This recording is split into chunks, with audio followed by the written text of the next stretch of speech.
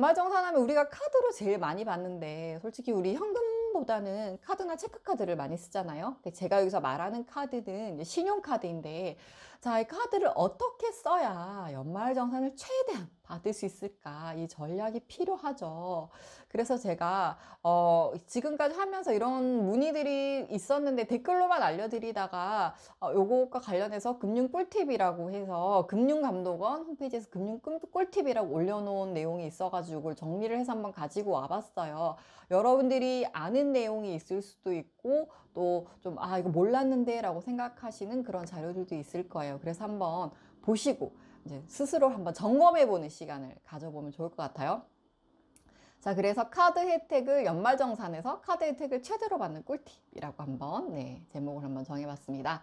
자, 우선 첫 번째는 11월, 12월 전략을 잘 짜야겠죠. 국세청 홈페이지 미리 보기를 통해서 앞으로 남은 기간 동안 어떤 카드로 얼마를 써야 할지 이 비율을 잘 조절을 하시면 최대로 받으실 수가 있겠죠. 제가 아까 보여드렸던 것처럼 신용카드, 체크카드, 현금영수증, 문화생활, 대중교통, 전통시장 이 부분 공제율을 잘 챙기시면 되는데, 자, 이게 한 번 더 나온 이유가 있습니다. 네, 신용카드, 체크카드, 현금영수증은 공제율이 이렇게 주는데 요 문화생활이나 대중교통이나 전통시장은 중복공제가 돼요, 여러분. 중복공제가 되고 공제율도 굉장히 높습니다. 자, 신용카드, 체크카드 뭐 써요? 이거는 정말 엄마가 좋냐, 아빠가 좋냐처럼 굉장히 이게 논쟁거리인 거예요. 자, 신용카드는 혜택이 많죠. 뭐 할인이나 이런 걸 많이 받을 수 있고, 체크카드는 공제율이 높기 때문에 여러분들이 이제 체크카드를 사용하시는 분들도 있는데, 신용카드, 체크카드 각각의 장단점이 있죠. 그래서 이걸 한번 준비해서 가지고 와봤어요. 네, 신용카드 같은 경우에는 이제 본인 사용 금액이 25%, 내 총 급여 25%를 넘지 않는 경우에는 뭐 카드로 공제를 받을 수 있는 게 없죠. 그래서 카드를 나 많이 안 쓰고 소비를 많이 안 한다 하시는 분들은 오히려 체크카드보다는 신용카드가 나을 수도 있어요. 왜냐면 카드 혜택이라도 받을 수 있기 때문에. 그리고 최대 공제 한도에 총 급여액이 7천만 원 이하인 그게 7천만 원 이하인? 네, 이하인 경우에 300만 원까지 받을 수 있잖아요. 근데 이거를 넘기는 경우, 300만 원을 넘기는 경우, 그러니까 이게 25%가 안 되는 경우이거나 300만 원, 공제한도 300만 원을 넘기는 경우에는 신용카드가 조금 더 나을 수도 있다라는 내용이에요. 그래서 아예 카드 사용액이 너무 적거나 아니면 카드를 엄청 많이 쓴다거나 아니면 지출 비용이 굉장히 크다.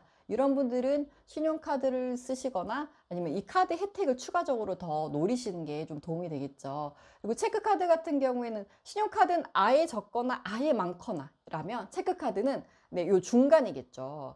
신용카드 사용 금액이 최저 사용 금액을 넘어가면 최대로 공제 받으실 수가 있죠. 30%까지. 그리고 만약에 7천만 한도액 300만 원 이하인 경우에는 체크카드로 쓰시면 공제율이 최대로 받을 수 있으니까 여러분들이 세액을 더 돌려받으실 수가 있어요. 그래서 신용카드에 혜택이 있다, 뭐 체크카드 혜택이 적다 이 문제가 아니라 여러분들이 사용하는 금액이 얼마냐에 따라서 신용카드나 체크카드를 전략적으로 사용하실 필요가 있어요. 그래서 정리해서 말씀을 드리면 나 총 급여액이 25% 이하, 저 소비 많이 안 해요 라고 하시는 분들은 신용카드 혜택을 챙기시는 게 좋고요. 아니면 나 엄청 써서 그냥 공제율은 그냥 넘겨요. 저 300만 원 그냥 다 받아요 라고 하시는 분들은 네, 카드도 쓰시면서 신용카드 혜택까지 노릴 수 있으니까 신용카드를 우선적으로 쓰시는 게 조금 더 혜택을 많이 가져가실 수가 있고요. 만약에 25%보단 더 쓰고 만약에 300만 원 이하로 딱 걸쳐진다.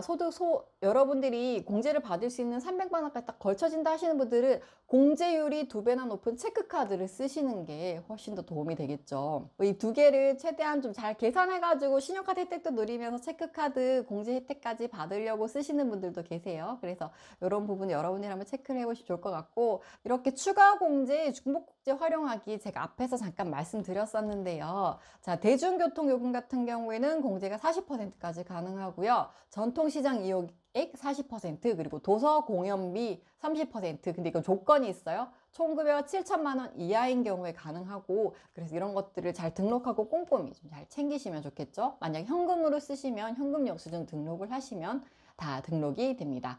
그렇게 해서 최대 600만 원까지 소득공제를 받으실 수가 있어요. 카드 300만 원, 그리고 각각 대중교통, 전통시장, 그리고 문화 100 해서 최대 300만 원에서 최대 600만 원까지 소득공제를 받으실 수가 있으니까요.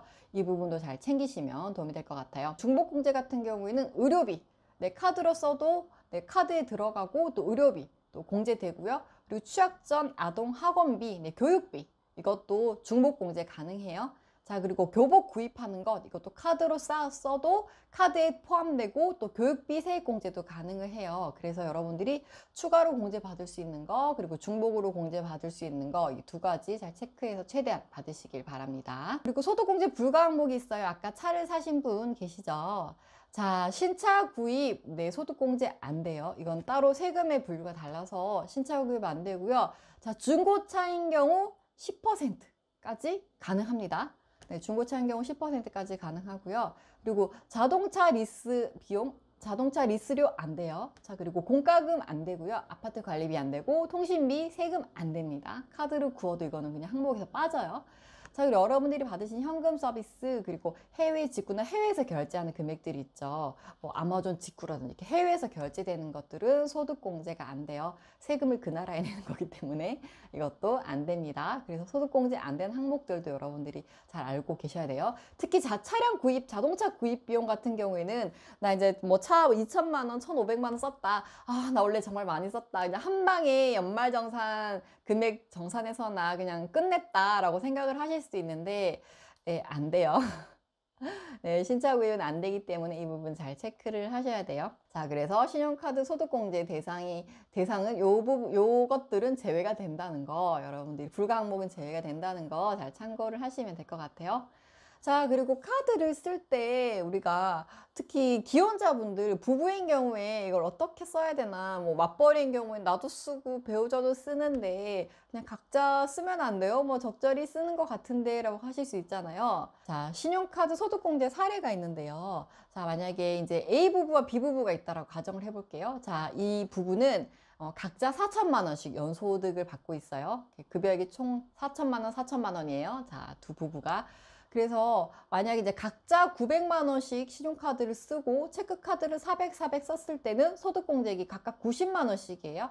자, 그런데 만약 이 B부부 똑같이 소득이 있는데 남편 카드로 1,500만 원을 쓰고 그리고 체크카드를 700만 원을 썼어요. 그러니까 아내는 뭐 신용카드 300, 100, 그러니까 본인이 이제 뭐 생활하면서 드는 비용 정도만 가볍게 쓰고 뭐 생활비라든지 좀 큰 금액은 네, 남편의 카드로 많이 썼다라고 가정을 했을 때 네, 아내는 이걸로 공제를 많이 못 받았지만 남편에게 네, 이 카드를 몰아준 결과는 네, 285만 원이나 소득공제를 받게 됩니다.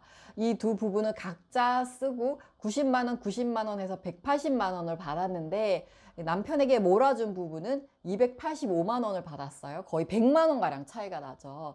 그래서 좀 소득이 많은 쪽으로나 아니면 소득이 많은 쪽으로 조금 더 몰아주시는 게 나을 수 있고요. 뭐 소득이 어느 정도 되고 비슷하다 하시면 이 경우에도 한쪽으로 좀 몰아주면 공제율이 올라가니까 공제금이 훨씬 커지죠. 카드를 여러분들이 연말정산에 어떻게 좀 쓰셔야 될지에 대해서 한번 정리를 해봤어요. 자, 우리 한번 정리를 해볼까요? 우선 지금 11월이니까 남은 기간 동안 어떻게 쓸 건지 여러분들이 한번 더 체크를 해보시는 게 도움이 될 것 같고요. 카드 사용 환급 비율, 신용카드, 체크카드 어떻게 쓰면 나한테 더 공제금액이 많이 돌아올지 이런 부분 한번 체크를 해보시는 게 좋고 그리고 신용카드는 혜택이 많으니까요. 그죠? 항상 이걸 올리면 신용카드 혜택이 더 많은데 체크카드 써야 돼요? 그게 30%여도 신용카드로만 혜택이 더 많아요. 막 이렇게 얘기를 하시는 분이 계셔가지고 이렇게 준비를 한번 해봤어요. 자, 그리고 추가 공제, 중복 공제가 가능한 항목들이 있습니다. 자, 이런 항목들 여러분들 해당 사항이 있으시면 한번 잘 체크를 하셔가지고 연말정산을 최대한 받을 수 있도록 다 등록을 잘 하시면 좋을 것 같고요. 그리고 신용카드 거래하기 전에 이게 소득공제 제외 대상인지 한번 체크를 해보시고 저처럼 아, 나 원래 차 샀으니까 이제 원래 카드 사용 끝났다 이러고 계시다가 또 연말 돼서 굉장히 또 당황하는 경우가 생길 수 있기 때문에 이런 점도 잘 체크를 하시면 도움이 될 것 같아요. 그리고 마지막으로 맞벌이 부부라면은 한쪽 카드로 집중을 해서 쓰면 연말정산 금액이 훨씬 더 많아질 수 있다는 점 참고를 하시면 좋을 것 같아요. 자, 그래서 이렇게 여러분들이 카드도 좀 잘 활용을 하시면 또 여러분들이 더 연말정산 세금을 더 많이 받을 수 있죠. 13월에 폭탄이 되면 안 되겠죠. 13월에 보너스가 돼야 되잖아요. 1월 달에 열심히 넣었는데 세금 다시 내면 기분이 어떻겠어요, 여러분? 속상하죠. 그래서 2월에 우리가 월급에 네, 또 연말정산 금액까지 네, 월급을 2배로 받으면 기쁨도 2배가 되겠죠.